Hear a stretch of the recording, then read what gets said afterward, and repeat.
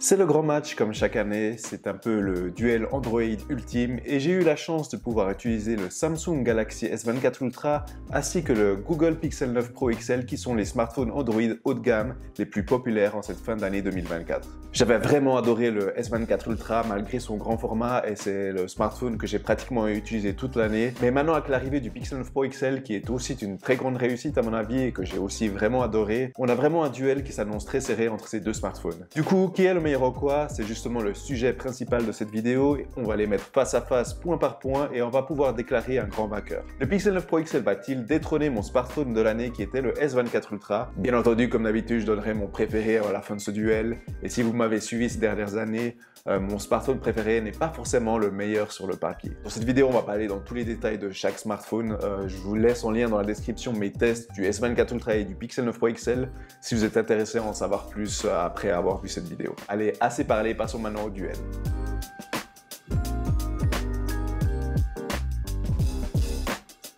Pour la première fois dans ce genre de duel, j'ai envie de prendre en compte les specs et le prix de ces smartphones car je pense qu'il est important de savoir ce que l'on a pour son argent. Je dis toujours que des meilleures caractéristiques techniques ne riment pas forcément avec une meilleure expérience, mais voilà, je pense aussi qu'il est important de savoir ce que l'on peut avoir sous le capot par rapport à l'argent investi. Commençons avec les specs du Pixel 9 Pro XL. On a tout d'abord le nouveau processeur de Google, le Tensor G4, qui est une légère amélioration de la troisième version qui était sur les Pixel 8 et qui cette année se concentre sur l'efficience énergétique et sur les performances des fonctionnalités d'intelligence artificielle proposées par les pixels et un peu moins sur des performances brutes sur des jeux par exemple. Ce processeur est couplé à 16 Go de RAM sur toutes les versions. Sur le modèle de base, on a toujours que 128 Go de stockage et toujours avec le stockage d'ancienne génération UFS 3.1. Il est possible de prendre des modèles à 256 ou 512 Go, voire même 1 TB, tout dépendant dans quelle région vous vivez en ajoutant un petit billet de 100 par version. On a un écran de 6,8 pouces en résolution QHD+, avec la technologie LTPO qui propose un taux de rafraîchissement adaptatif entre 120 et 1 Hz et un pic de luminosité jusqu'à 3000 nits. Et on a une batterie de 5060 mAh qui se charge en filaire jusqu'à 37 watts et jusqu'à 23 watts en sans fil si vous avez le chargeur propriétaire de Google. Niveau caméra, on a 3 capteurs à l'arrière dont un capteur principal de 50 mégapixels et les classiques ultra grand angle et téléphoto zoom x5 qui sont les deux de 48 mégapixels. À l'avant, on a un nouveau capteur selfie ultra grand angle de 42 mégapixels. Et n'oublions pas le thermomètre à l'arrière. Google a décidé de conserver ce capteur et honnêtement, je n'ai rien à ajouter. Au niveau des matériaux, on a du Gorilla Glass Victus 2 à l'avant et à l'arrière, des tranches en aluminium et tout ça est certifié IP68 contre l'eau et la poussière. Et on a tout ça pour un prix de 1199 € pour le modèle de base à 128 Go. Pour moi, c'est vraiment un scandale en 2024 de proposer 128 Go sur un smartphone à plus de 1000 €. Et ici donc, il faudra ajouter 100 € pour matcher les 256 Go du S24 Ultra, ce qui fait donc 1299 €. Donc à quantité de stockage égale, on est pratiquement au même prix officiel que le S24 Ultra qui est à 1319 € officiellement sur le site de Samsung. Bien entendu, vous pouvez maintenant trouver de meilleurs deals pour ces deux smartphones et je vous ai mis en lien les meilleures offres que j'ai pu trouver pour que vous puissiez faire quelques économies tout en soutenant la chaîne. Passons maintenant aux caractéristiques techniques du S24 Ultra qui sont aussi très intéressantes. Ce S24 Ultra a le dernier processeur de Qualcomm, le Snapdragon 8 Gen 3 qui a été la crème de la crème des processeurs de smartphone en 2024 avec le top des performances brutes pour tout jeu ou autre appli gourmande tout en proposant une superbe gestion d'énergie. Ici on a un peu moins de RAM, 12 Go sur tous les modèles qui, comme je l'ai dit, commencent ici à 256 Go, mais on a aussi des versions à 512 Go et 1 TB avec sur toutes les versions la dernière technologie de stockage UFS 4.0 qui est plus rapide et plus économe en énergie. On a également un écran de 6,8 pouces avec une résolution QHD+, avec également la technologie LTPO qui propose aussi ici le 120 Hz avec un rafraîchissement adaptatif qui va descendre jusqu'à 1 Hz selon votre contenu à l'écran. Avec un pic de luminosité légèrement plus bas que le Pixel 9 Pro XL de 2600 nits,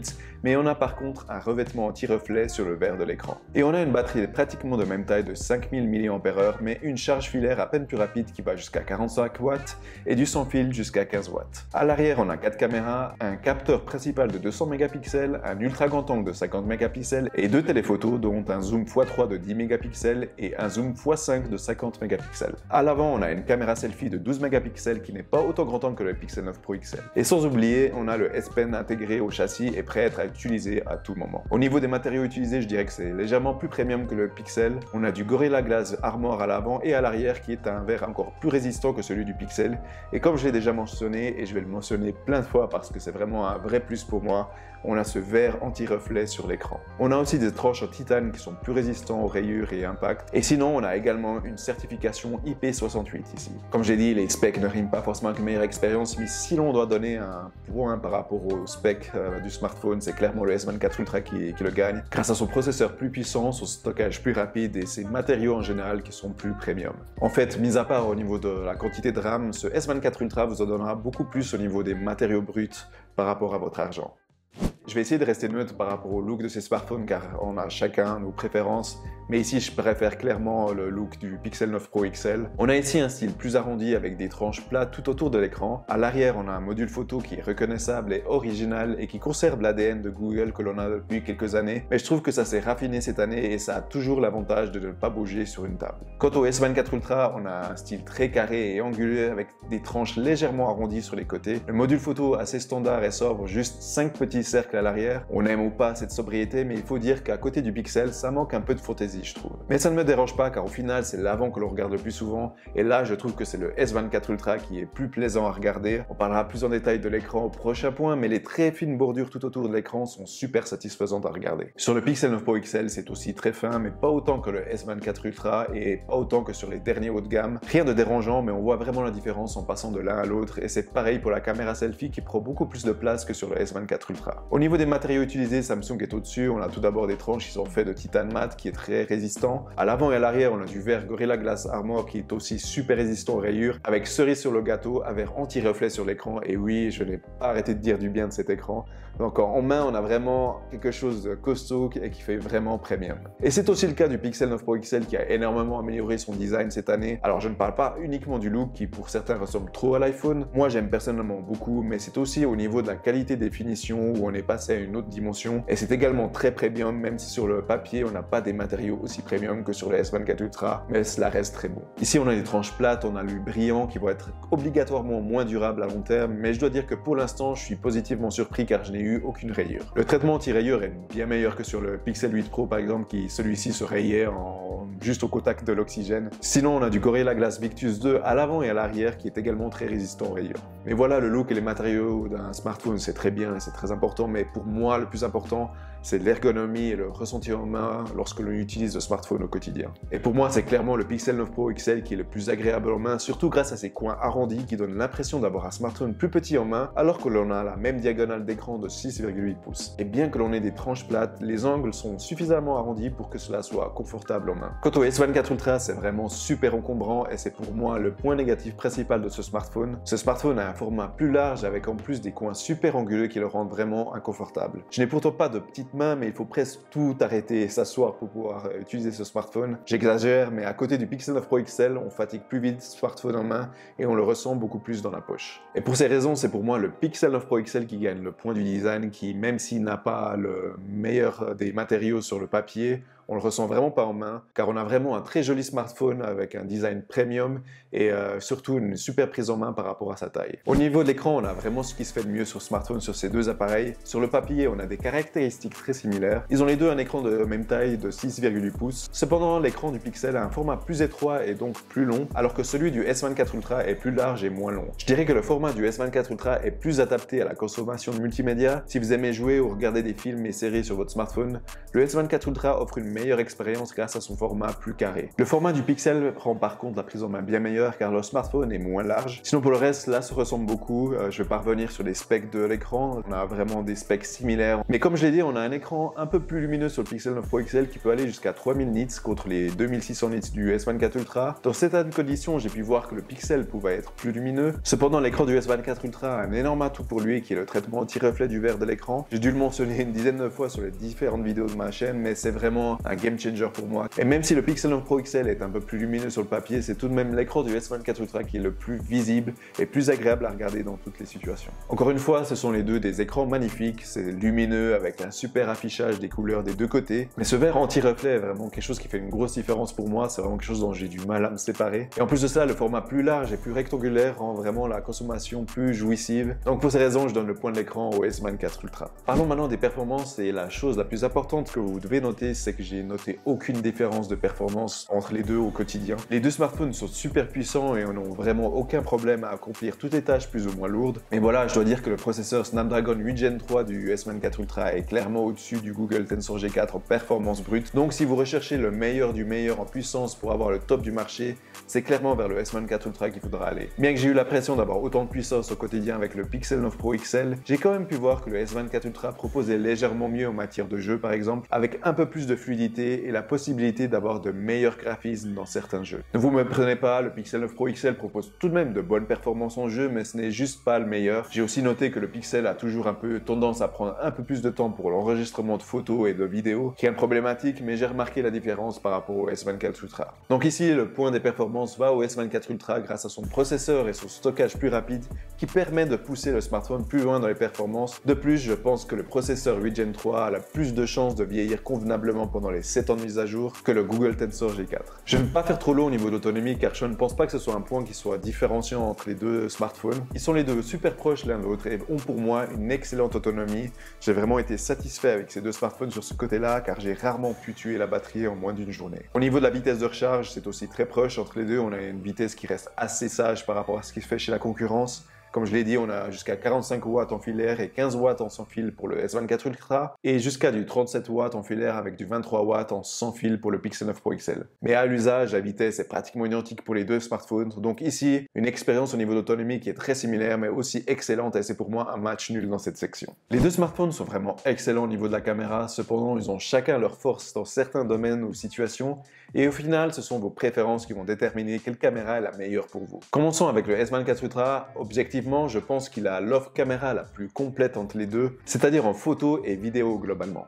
Je m'explique. Tout d'abord, il a un excellent appareil photo, surtout grâce à son capteur de 200 mégapixels, mais surtout parce qu'il est vraiment super polyvalent grâce à tous ses différents capteurs photo et par la richesse de son application caméra. En photo, j'ai trouvé ce S24 Ultra très bon dans la plupart des situations, que ce soit de jour comme de nuit, j'ai pu obtenir de bons clichés et même assez flatteurs dans le style de Samsung qui permet d'avoir des photos prêtes à être postées sur les réseaux sociaux. De plus, ayant deux capteurs téléphoto, un avec zoom x3 et un autre à zoom x5, on a beaucoup de possibilités de zoom utiles et de qualité et j'ai vraiment eu beaucoup de plaisir à jouer avec ces capteurs. Du coup, j'ai vraiment été assez satisfait avec les photos du S24 Ultra, mais il y a tout de même quelques situations où la caméra m'a un peu moins séduit. Notamment au niveau du shutter lag qui est toujours un peu présent, Samsung s'est amélioré par rapport à ça et il est aussi possible de diminuer le problème avec certains réglages, et cela reste parfois notable si vous avez des animaux de compagnie ou des enfants qui sont constamment en mouvement. Je me retrouve parfois avec des photos floues de mes chiens par exemple, car le léger décalage entre la pluie et l'enregistrement de photos aura permis à mon chien de bouger légèrement. Sinon en vidéo, j'ai trouvé ce S24 Ultra est vraiment excellent. C'est légèrement en dessous de ce que les iPhones peuvent proposer, mais je trouve que c'est ce qui se fait de mieux sur Android.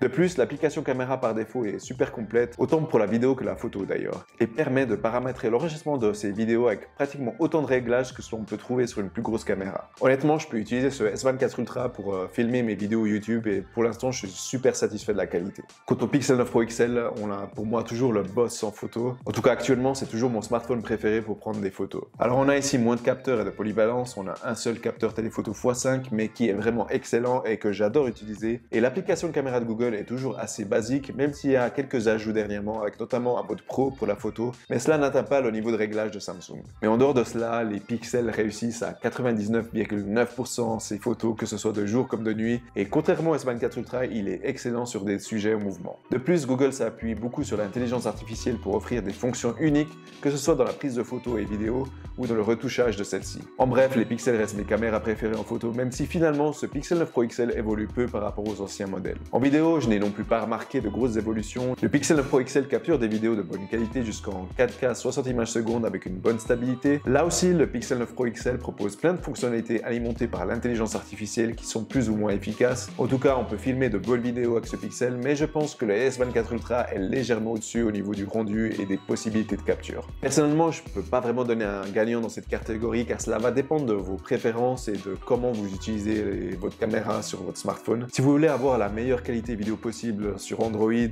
notamment pour les réseaux sociaux et aussi le maximum de réglages de capture possible, ce sera plutôt vers le S24 Ultra qu'il faudra se diriger. Par contre, si vous voulez avoir le meilleur point and shoot, c'est-à-dire une caméra qui prend de superbes photos et des vidéos plus que correctes, sans prise de tête et sans devoir régler 5 paramètres avant de prendre une photo, c'est clairement le Pixel 9 Pro XL qui est pour moi au-dessus, surtout surtout que je pense que la qualité photo est légèrement meilleure que sur le S24 Ultra. Donc ici pour moi, au niveau de la caméra, c'est globalement un match nul car ils ont chacun leurs forces et faiblesses et c'est pour moi à vous de choisir la caméra qui vous correspond le mieux. Le logiciel. Au moment où je fais cette vidéo, les deux smartphones sont encore sur Android 14 avec d'un côté l'interface classique du Pixel et One UI 6.1 sur Samsung. Si vous avez déjà regardé mes vidéos, vous connaissez ma préférence pour l'interface des Pixels, mais je dois dire que One UI s'est vraiment amélioré ces dernières années et j'ai eu beaucoup de plaisir à l'utiliser, donc je pense pouvoir rester objectif ici. Commençons avec le Pixel qui a une interface stock, c'est-à-dire un Android pur mais avec quelques fonctionnalités exclusives au Pixel, avec notamment un focus sur l'intelligence artificielle.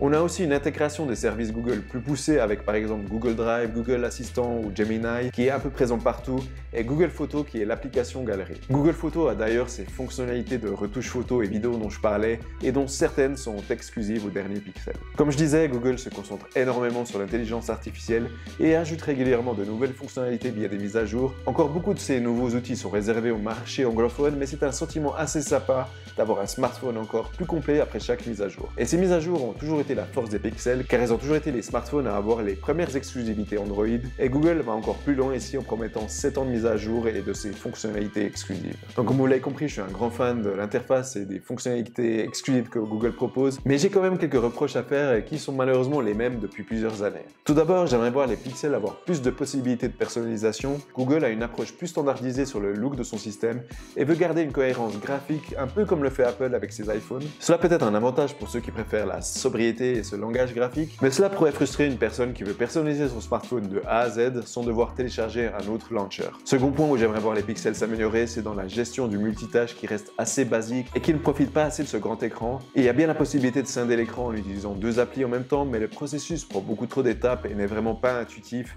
contrairement à certaines autres surcouches Android qui font un bien meilleur travail. Du côté du S24 Ultra, on a vraiment une idéologie totalement opposée avec One UI. Ici, si vous voulez paramétrer chaque millimètre de l'interface, vous le pouvez. C'est vraiment rempli d'options et de possibilités de personnalisation. Vous pouvez faire pratiquement tout ce que vous voulez avec l'écran de verrouillage, les icônes, le thème graphique de l'interface. Vous pouvez même modifier la façon dont les notifications s'affichent et j'ai adoré intégrer des widgets empilables. Et il est même possible d'aller encore plus loin dans la personnalisation avec l'appli Good Lock avec lequel j'ai enfin pu remplacer Bixby par Gemini en pressant le bouton Power. De plus, le multitâche est vraiment super intuitif ici et il est possible de facilement partager l'écran par un swipe et profiter de ce magnifique grand écran pour utiliser plusieurs applis en même temps. Sans oublier le fait qu'on a le S Pen qui a énormément de fonctionnalités et il est super bien intégré au système. Avec ce S24 Ultra, on a vraiment l'impression d'avoir un mini ordinateur dans sa poche et d'ailleurs vous avez vraiment la possibilité de l'utiliser comme un ordinateur. Je n'ai jamais eu l'utilité jusqu'à aujourd'hui, mais grâce à Dex, votre smartphone va réellement se transformer en ordinateur lorsqu'il sera connecté à un écran et afficher une interface proche de ce que vous pouvez avoir sur Windows.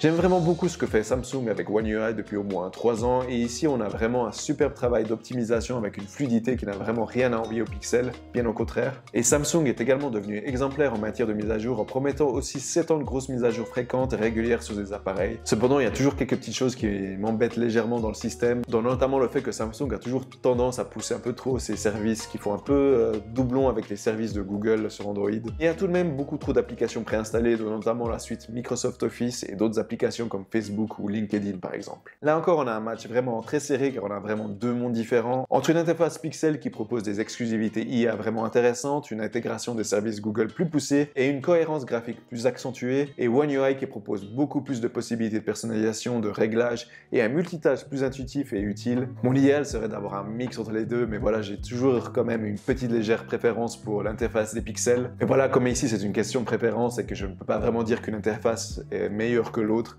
je vais rester objectif et donner un match nul ici. Avant de vous donner ma préférence personnelle entre les deux smartphones, j'aimerais conclure ce duel avec un peu d'objectivité. Si on compte les points par rapport à mes sections, c'est le S24 Ultra qui en sort vainqueur et je pense que c'est globalement mérité. Même si cette année on a un Pixel 9 Pro XL qui m'a vraiment positivement surpris car il n'a pas vraiment de défaut en soi, si ce n'est son prix, et il a été un énorme plaisir à utiliser. Je pense que le S24 Ultra est globalement un smartphone supérieur avec des specs et des performances qui tiendront pendant de plus longues années, et on a aussi des matériaux plus premium mais plus durables, sans parler également des progrès au niveau des mises à jour ainsi qu'une offre caméra qui n'a pratiquement rien à envier au Pixel aujourd'hui. Si vous n'avez pas d'attache particulière à One UI ou à la Pixel Experience, je pense qu'à prix égal, c'est le S24 Ultra que je conseillerais. Mais voilà, si vous êtes fan de l'expérience logicielle Pixel et que vous êtes prêt à mettre le prix pour avoir la meilleure expérience dans cette interface, Je pense que le Pixel 9 Pro XL est un excellent achat et vous rendra heureux. Mais voilà, comme promis, je vais vous donner ma préférence personnelle entre les deux, mais d'abord j'aimerais vous donner un petit contexte. En général, je préfère plutôt les smartphones compacts, donc je suis vraiment pas la cible pour ces deux smartphones. Il y a pour moi deux choses qui peuvent me faire choisir un grand smartphone. La première chose, c'est la plus grosse autonomie sur ce genre de smartphone grâce à la plus grosse batterie, mais là, comme je l'ai dit,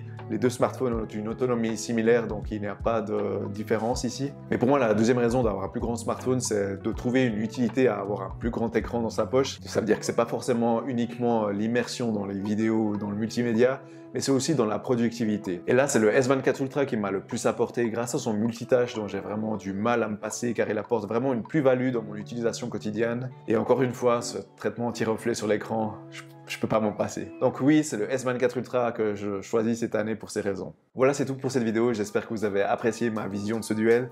N'hésitez pas à lâcher un petit like et à vous abonner à la chaîne si c'est le cas. Et moi, j'espère vous revoir bientôt sur une prochaine vidéo. Allez, ciao!